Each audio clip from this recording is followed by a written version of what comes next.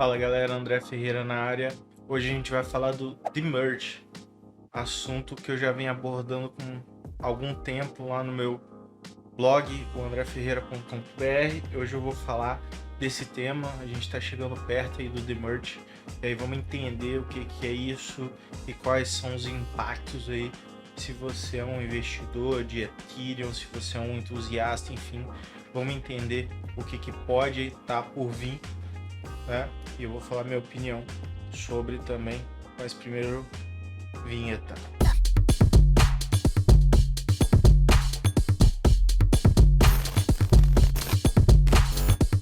Bom, para quem está no mercado de cripto, seja como investidor, seja como minerador, já ouviu falar do Demerge de alguma forma.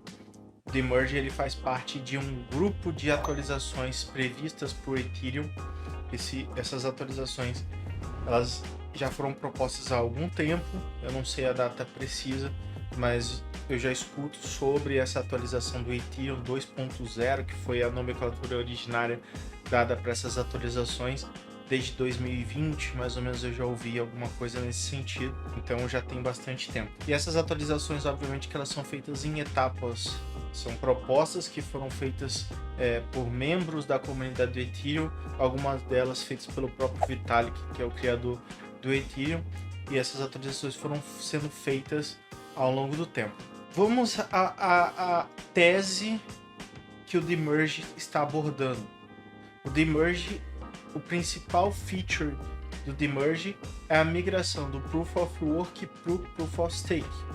Então nós vamos parar de minerar essas moedas com poder computacional que hoje é utilizada por mineradores, utilizando placas de vídeos ou ASICs, para poder fazer Proof of Stake, que, como eu já falei em vídeos anteriores, é como uma espécie de poupança, onde as pessoas que tiverem mais de 32 Ethereums podem colocar numa carteira, e essa carteira vai prover lucros ali em cima dessa validação, fazendo um node de validação validado pela rede. Enfim, qual é o principal argumento dessa situação? Por que isso foi proposto pelo Vitalik Buterin? Na argumentação, pelo que eu vi na internet, eu não cheguei a olhar diretamente as postagens do Vitalik com relação a isso, mas o que me parece, inclusive está no próprio site do Demerge lá do ethereum.org, é que o Vitalik tem uma preocupação com a relação de emissão de carbono das mineradoras que utilizam energia baseada em carvão, porque até então, até pouco tempo atrás, 2020, a China era o lugar onde estava a maior quantidade de mineradoras no mundo, e a China tem um histórico de utilização de muito carvão. Consequentemente, a partir do momento que você tem uma maior adesão do Ethereum no mundo, você tem um aumento do poder computacional, isso é, mais pessoas criando suas próprias mineradoras. Inclusive eu mesmo entrei mais ou menos nessa época, no finalzinho de 2020, eu comprei várias placas de vídeos, criei as minhas rigs de mineração. Hoje eu tenho mais ou menos 150 placas de vídeo, e foi justamente nesse período onde o Ethereum estava com um valor legal, estava com probabilidade de crescimento, o poder computacional aumentou muito, principalmente quando entrou a pandemia, porque as pessoas começaram a procurar formas alternativas de conseguir ganhar dinheiro, mesmo estando em casa, e a mineração é uma excelente forma de conseguir rentabilizar sem precisar ter um empreendimento ou qualquer coisa do tipo. Quem tem dinheiro para poder fazer aquisição dos equipamentos, e naquela época os equipamentos ainda estavam num preço acessível, adquiriu suas placas de vídeo e colocaram para mineração de Ethereum. Então a gente teve um aumento, obviamente, do poder computacional.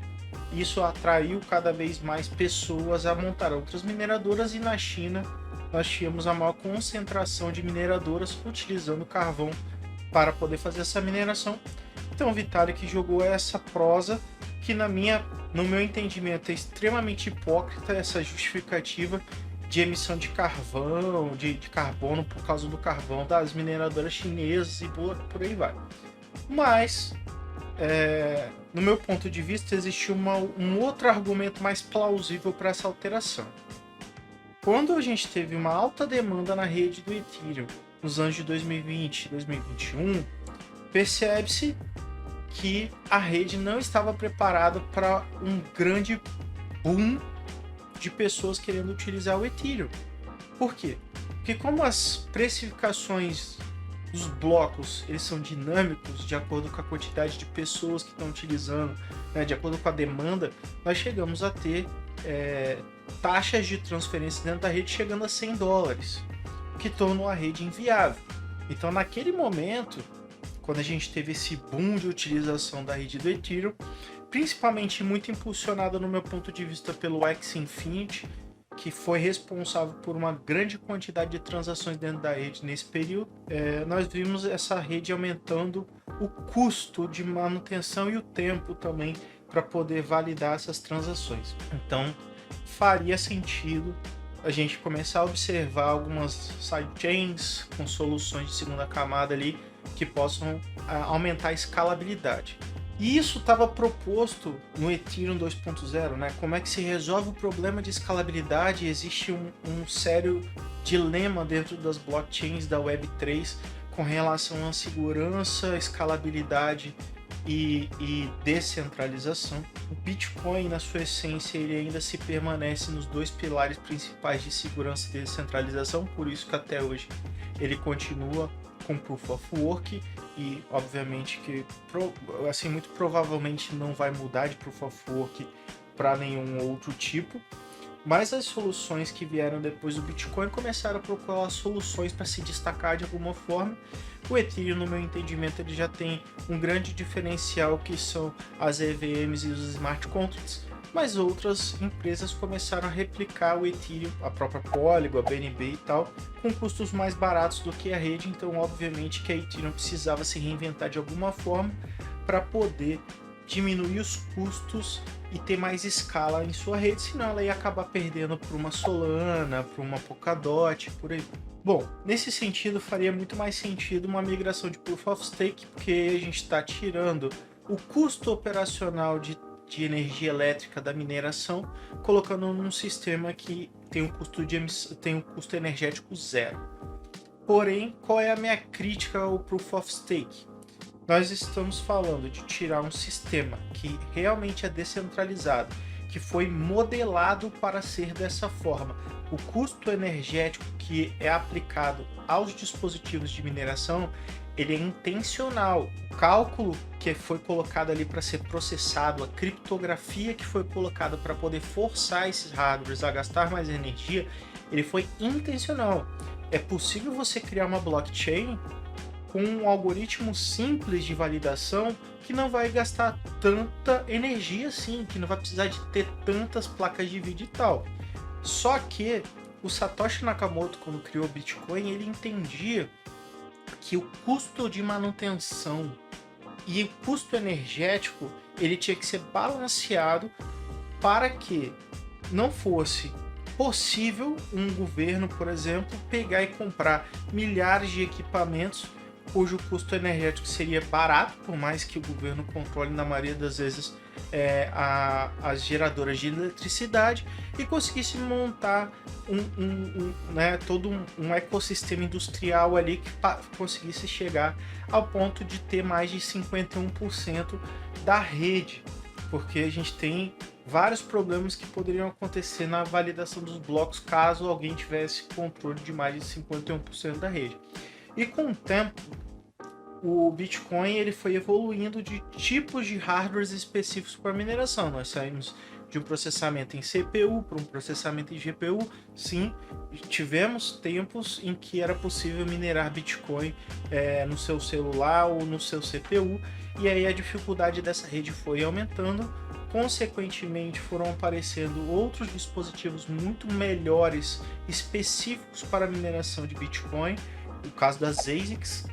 E essas ASICs, elas têm uma quantidade enorme de chips que vão fazer aquele processo algorítmico que o Bitcoin tem, numa escala de hardware, mas consome um absurdo de eletricidade. Se vocês forem procurar uma especificação técnica de uma máquina ASICs, vocês vão ver que cada uma utiliza mais ou menos em torno de 3.000 watts.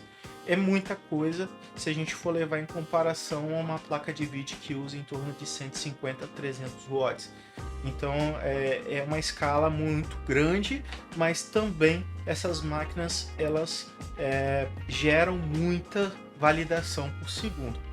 Porém, todo minerador ele tem um cálculo básico que é feito entre o custo de aquisição do equipamento e o custo mensal energético. Quando eu comprei as minhas placas de vídeo, por exemplo, eu fiz essa conta, fiz uma grande tabela com os modelos de placas disponíveis, quais eram os preços de custo para comprar, em quanto tempo essa placa se pagava e qual era o retorno dessa placa com os valores de mineração da época, que girava em torno de 6, 7 dólares a cada 100 MHz. Essa é a medida que nós utilizamos para poder metrificar, vamos dizer assim, o custo de mineração. Quantos quilowatts hora vai ser utilizada por aquela placa de vídeo, quantas Ethereums, Ethers ela vai gerar em um mês, e a gente consegue fazer uma conta. Naquela época, o investimento tinha um payout, um retorno, um ROI, vamos dizer assim, de 4 meses. Foi por isso que eu comecei a fazer os investimentos. Então, nos 4 primeiros meses eu basicamente estava pagando a compra do equipamento. Depois disso, eu só tinha que manter a manutenção da eletricidade. O que aconteceu no Brasil foi que a gente teve um período de pandemia, que a gente não sofreu um impacto imediato e teve um aumento na procura das criptomoedas, até que veio essa recessão que a gente está passando agora. Com a alta da taxa de juros, os investidores institucionais se recolheram, foram para a renda fixa e aí a gente teve uma queda no valor dos ativos. Consequentemente, obviamente, que o custo, o retorno da mineração caiu. Para quem já tinha essas placas de vídeo pagas, como foi o meu caso, por exemplo, para mim era ok, vou ganhar menos, mas eu vou continuar pagando. Se estiver pagando a conta de luz, tá ok, vou receber menos, mas beleza. Só que, por outro lado, aqui no Brasil a gente também teve um aumento das contas de luz. Além disso, começamos a ter, pelo menos aqui no meu estado, no Espírito Santo, que é onde está a minha mineradora, começamos a ter a tal da bandeira vermelha para uso de energia, que aumentou em torno de 25% no valor da conta. Quando eu comecei a fazer as contas no começo do ano, eu falei, tá complicado, mas ainda tá pagando os custos energéticos.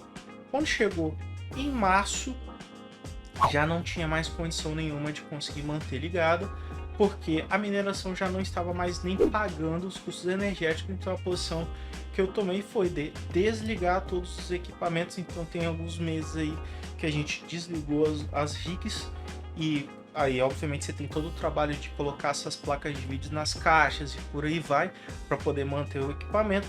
Ainda não fiz a venda, acho que nem vale a pena fazer venda dessas placas. Então eu estou mantendo essas placas guardadas para, se em algum momento essa mineração voltar a ter o retorno que ela tinha há um ano atrás, eu religo elas normalmente. Então vamos continuar falando do merge. A partir do momento que a gente faz essa migração do modelo de mineração para o modelo de stake, quem é que se beneficia dessa história? É quem acumulou uma grande quantidade de Ethereums até esse momento de migração. E aí o senhor Vitalik Buterin é um dos maiores acionistas, vamos dizer assim, um dos caras que mais tem Ether no mundo. Então, assim, se a gente for parar de querer só ver esse lado bonitinho que parece ser, do SG, da emissão de carbono e blá blá blá, e a gente começar a ver pela realidade, o Vitalik é um rapaz bilionário que possui uma grande quantidade de Ethers e ele vai ser extremamente beneficiado por essa mudança. E ele não consegue fazer hoje em dia essas mudanças sozinho, então ele precisa convencer a comunidade a apoiá-lo nessa mudança. Beleza, isso é um fator. Isso é um primeiro fator que já me desagrada bastante nesse discurso, porque eu vejo essa hipocrisia, esses dois lados da moeda, vamos dizer assim. O segundo fator que me deixa muito preocupado, vamos dizer assim, é que a gente passa de uma questão de descentralização baseada em questões computacionais, que se precisa de equipamentos específicos, manutenção e energia, para simplesmente uma questão monetária. Então, se você pegar um Elon Musk da vida, que tem bilhões e bilhões de dólares, o cara vier e comprar os bilhões dele em Ethereum, ele poderia ter full nodes suficientes para poder causar algum tipo de instabilidade na rede. E aí a gente vai fazer o que se isso acontecer? Ou se o governo americano ou o governo da China falar assim, ó, vou comprar $1 trilhão em Ether e vou controlar a rede amanhã. O que a gente vai fazer? A gente viu um caso recente de uma empresa, não sei se diretamente relacionada à rede Solana, que aconteceu esse tipo de caso.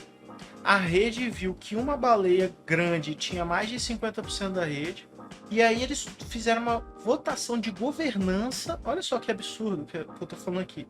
Uma pessoa que tem muito dinheiro foi lá e comprou a maior parte dos ativos de uma rede determinada lá, Soled, não lembro direito. É uma da rede Solana, procurei que vocês vão encontrar. Inclusive eu fiz um post lá no andreferreira.com.br. Solend, eu acho que é isso que é o nome. Então, um cara que tem muito dinheiro foi lá, comprou mais de 50% dos ativos, e aí os caras que controlam a rede, porque sim, existem caras que controlam essa rede, votaram para que a comunidade tomasse posse da carteira daquela baleia e fizesse uma liquidação das moedas que aquele cara tinha. Então, olha só como é perigoso o que eu tô falando aqui agora. O Ethereum, caso seja necessário, poderia fazer a mesma coisa que foi feito no Solend? Essa é uma pergunta que a gente tem que responder e tem que ter a resposta muito clara antes de se pensar manter carteira em Ethereum ou qualquer coisa do tipo. O que acontece no caso se uma China, se uma Rússia, nos Estados Unidos comprar 51% dos Ethers em circulação? Porque dinheiro para isso eles têm, irmão. Vocês vão fazer o quê? Vocês vão lá e vão tomar posse da carteira desse cara? O que vocês vão fazer? Vocês vão botar a carteira numa blacklist? Vocês vão falar, não, essas carteiras aqui que é do governo americano não são mais full nodes. E aí? E aí que tipo de situação de merda que a gente vai ter? Que é o tipo de situação que a gente não tem com Proof of Work. Porque Proof of Work, os Estados Unidos falam assim, eu vou comprar 1 milhão de placas de vídeo. Aí a China fala, beleza, eu vou comprar 2. E aí fica nessa brincadeira. Até hoje, o Bitcoin vai aí para os seus 12 anos, 10 anos, 12 anos, a gente não teve nenhum tipo de problema nesse sentido com Bitcoin, com Proof of Work. Ah, gasta muita energia? Entenda uma coisa de uma vez por toda. Todo mundo que faz mineração está sempre à procura de fontes mais baratas de energia. Então nós vamos sempre à procura de fontes mais baratas. Se for a solar, a gente vai para solar. Se for a eólica, a gente vai para eólica. A gente não está se importando se é o carvão ou se é hidrelétrica, não. E aí, se o governo tem formas de conseguir proporcionar uma energia mais barata, e é uma hipocrisia do caramba esse negócio de falar assim, vamos procurar fontes renováveis de energia. Porque na prática você não sabe quem está gerando aquela energia que está chegando na sua casa. Provavelmente o cara que está defendendo o ESG, a emissão de carbono e blá blá blá, está usando eletricidade elétrica, energia elétrica aí dentro da casa deles, mas não sabe a origem daquela eletricidade. Porque aqui no Brasil a gente não tem a condição de escolher qual o tipo de energia que a gente vai utilizar. Simplesmente ela chega por um cabo na nossa casa e a gente aceita e paga a conta, e é isso. Tirando raríssimas exceções que alguém vai botar um painel solar no telhado de casa e tal, e é um puto investimento que demora muitos anos para ser pago. E aí a gente fala assim, vamos melhorar nossa matriz energética, mas aí é uma questão muito mais ampla e política do que a gente consegue de fato reverter. Essa ação do Vitalik não vai mudar em nada a matriz energética de nenhum país. A China vai continuar gastando carvão pra cacete.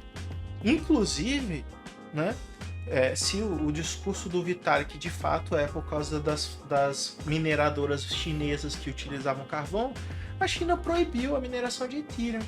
Então, se for só por esse argumento, a gente não precisaria nem ter o demerge. Mas, como eu suponho, essa migração ela é muito mais voltada a beneficiar as grandes baleias do Ethereum, né? As grandes exchanges, os grandes DeFis e por aí vai, o próprio Vitalik Buterin, do que propriamente, efetivamente, ter alguma coisa relacionada a uma melhora e tal. E obviamente também temos a questão técnica da melhoria da escalabilidade dentro da blockchain. Dentro da blockchain não, dentro da rede do Ethereum. Agora, a conclusão final desse enredo. Essa migração, ela está prevista para acontecer em setembro. Eu não acredito que vai dar nenhum grande problema técnico. Vai ter uma euforia exacerbada ali, tanto para baixo quanto para cima. Vai ter muita gente comprando no hype da Ethereum 2.0 e o caralho. E vai ter muita gente realizando também, porque tem gente que está precificando de agora. Inclusive o Vitalik, ele deu ele falou uma coisa nas redes sociais que eu concordo plenamente com ele. Ele falou que a melhor opção para quem está querendo continuar no Proof of Work é migrar para o Ethereum Classic, o Ethereum Classic. E isso fez com que o Ethereum Classic desse uma disparada na semana passada. E eu já venho falando isso aqui no canal já tem algum tempo, que eu fiz as migrações dos meus sistemas para o Ethereum Classic. Eu abandonei o Ethereum para aplicações, a não ser que seja solicitação de alguém, de algum cliente. Fora isso, eu estou utilizando qualquer outra solução que esteja fora desse ecossistema. Até utilizo ali uma Polygon, uma BNB, mas não quero, para os meus projetos pessoais, pelo menos, tá utilizando essas redes centralizadas, porque para mim o que vai acontecer com o Ethereum é justamente ela centralizar a rede dela, a validação. A gente vai ter, se não me engano, o protocolo Lido, que é uma staking de Ethereum. Ela já tem 50% do poder computacional da rede. Quando foi feito a proposta do Demerge, foi criada uma rede de testes separada, a rede Beacon, que é uma rede que hoje é utilizada para testar essas migrações. E essa rede Beacon, o que o Lido, né, o protocolo Lido fez? Eles fizeram o seguinte: você me entrega seu Ethereum agora, e eu vou te dar um token que quando acontecer essa migração para Beacon, eu vou te devolver isso em Ethereum dentro da Beacon, né, em formato de stake. E aí tudo que a gente minerar ali vai ser particionado entre todo mundo do protocolo. Então ela conseguiu trazer muita gente que estava olhando para frente falando, vai ter essa mudança, então vamos botar porque não é todo mundo que tem 32 Ethereums disponíveis para poder deixar no full node, né, de stake. Então você vai acumulando ali de várias pessoas, você vai montando os nodes, e aí à medida com que for entrando as recompensas, você reparte proporcionalmente a todo mundo, como é feito nas pools de mineração, por exemplo. Então, se a gente já tem um protocolo DeFi que tem 50% da rede staking, a probabilidade de dar merda é altíssima. No meu ponto de vista, a segurança foi deixada de lado por uma ambição maluca de escalabilidade que pode dar muito errado. Então, quando o Vitalik fala que ele não acredita ainda que essa migração foi precificada pelo mercado, eu concordo, porque eu acho que tem muita gente que está esperando para ver o que vai dar. Inclusive, eu sou uma das pessoas. Eu estou esperando para ver se vai dar merda. Se daqui a um ano o Ethereum 2.0 ou o Demerge estiver estável, pode ser que a gente pense em talvez voltar a utilizar e tal. Mas até lá, irmão, eu tô fora dessa brincadeira aí. Tô fora em todos os sentidos, porque a chance de dar problema é alta e a chance de se recuperar de um problema depois dessa migração é ínfima. Se for um problema sério, igual aconteceu com a rede Solana ou qualquer outra do tipo. Porque o Ethereum ele tem um peso muito grande e a confiabilidade hoje do Ethereum ele está baseada na descentralização e na segurança. A partir do momento que você abre mão da segurança e da descentralização para colocar suas forças na escala, você pode cometer o erro severo de começar a ter uma migração em massa de quem aderiu à sua tecnologia justamente pelos princípios básicos dela. É a mesma coisa de eu abrir uma empresa com a proposta de vou abrir minha empresa aqui para fazer jogos, aí contrata um monte de gente e agora fala assim, não galera, a gente não vai fazer mais jogo, agora a gente vai fazer app. vai ter uma galera que vai sair porque entrou na empresa justamente para fazer jogos. Então essa analogia ela cabe muito bem ao entendimento aí de quem está falando da tese do Ethereum. O Ethereum, as pessoas que entraram no Ethereum entraram por uma série de fatores. Quando eu entrei no Ethereum, eu entrei pela forma como ela é organizada, pela descentralização, pelo Proof of Work. A partir do momento que ela mudou os conceitos dela, não faz mais sentido eu estar lá. E aí, se não faz mais o sentido estar lá, pode ser que tenha muitas pessoas que tenham o mesmo pensamento que o meu, de beleza, se está em staking, eu vou migrar para uma Solana, para uma Polkadot ou qualquer outra que use staking, porque aí tem várias outras que fazem a mesma coisa que a Ethereum faz mais barato. E aí talvez não faça tanto sentido eu estar lá. Entende? Mas uma das coisas que a Ethereum sempre se vangloriou muito com relação a Solana e a Polkadot, por exemplo, é a quantidade de validadores, porque a rede tem vários e vários e vários validadores. Nós temos a maior rede de mineração do mundo. E aí, se você elimina a rede de mineração, você pode ter menos validadores. Você pode ter validadores migrando para outras moedas e você pode ter grandes baleias controlando a mineração por staking. E aí? E aí você cai. É simples assim. A fundação do Ethereum pode cair por terra no mesmo dia que aconteceu essa migração, porque uma coisa que é imprevisível nessa questão toda dessa migração, e a equipe do Ethereum sabe disso, é que eles não sabem qual vai ser a movimentação do mercado quando essa migração acontecer. Não falando em questões técnicas, mas falando nos caras que têm dinheiro injetado ali dentro da rede, se eles vão se permanecer lá ou não. Quantos full nodes vão existir? Ninguém sabe. Será que quando o Lido liberar para saque, todo mundo vai sair em massa sacando esse dinheiro? A gente não sabe. E a gente vai ter que esperar essa migração acontecer agora em setembro para conseguir ver o que o mercado fez com essa mudança e se estabilizou, se deu merda. Mas, obviamente, independente do resultado que isso vai acontecer depois de setembro, eu vou voltar aqui para falar sobre essa migração, se deu tudo certo, se deu problema e tal. E se você está gostando do conteúdo aqui no canal, se inscreve, manda para seus amigos aí e a gente se vê na próxima. Valeu!